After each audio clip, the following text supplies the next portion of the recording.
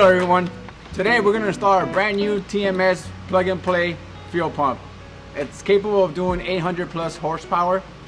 Let's get to it. When installing a fuel pump, the first thing you want to do is to make sure that your fuel tank is empty. If it is not empty, we have this quick and easy way to empty your fuel tank from the engine bay. The first thing you'll want to do is remove the fuel fitting closest to the DME.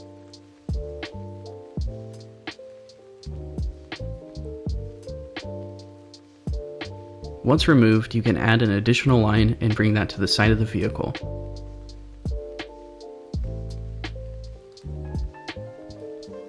The next thing you'll want to do is remove the main power connector going into the DME.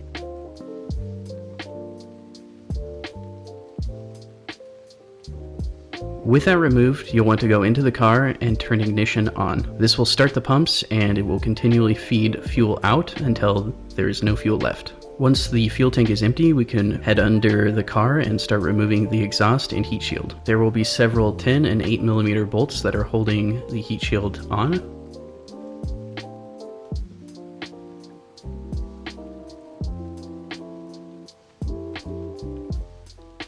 With the heat shield removed, we now have access to the fuel tank.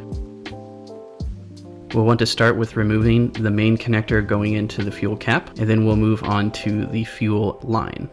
After the connector is removed, we'll want to move over to the fuel line fitting that connects to the fuel cap. There is an orange clip that you'll want to pull away from the fitting before removing the whole fitting. On the opposite side of where you just removed the orange fitting, you'll want to press in the white clip and pull the whole line back. Once that's removed, go ahead and push it to the side to keep it out of your way. The next thing we want to do is remove the lock ring that holds the cap. To do this, we are using a fuel pump lock ring removal tool. With it secured to the lock ring, we'll be able to rotate it and release the whole lock ring. This will give us access to the inside of the fuel tank.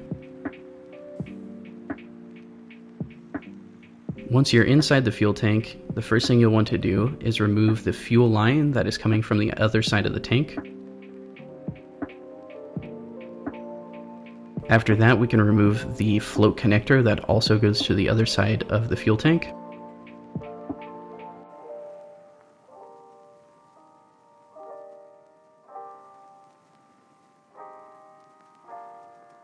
Next, we'll want to push the locking clip up that is on the fuel bucket. With the locking clip disengaged, you'll be able to grab the whole fuel bucket and push back, and that will release it from the bracket. From there, you'll be able to pull the whole fuel bucket out of the fuel tank.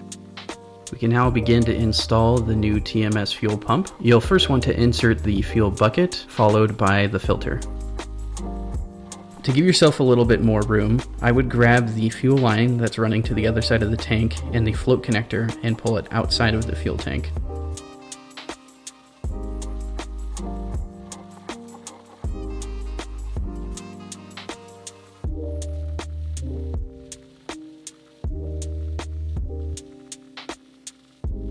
When securing the fuel bucket to the bracket, you'll want to come in at an angle and then push down. When you do push down far enough, you should hear an audible click. After that, you can go ahead and push that locking tab down. Once you've confirmed that the fuel bucket is nice and secure, we can take the filter assembly and insert that onto the fuel bucket. This will also make an audible click, letting you know that it's secured. We can now take the fuel line that comes from the other side of the tank and attach it to the fitting that is facing up.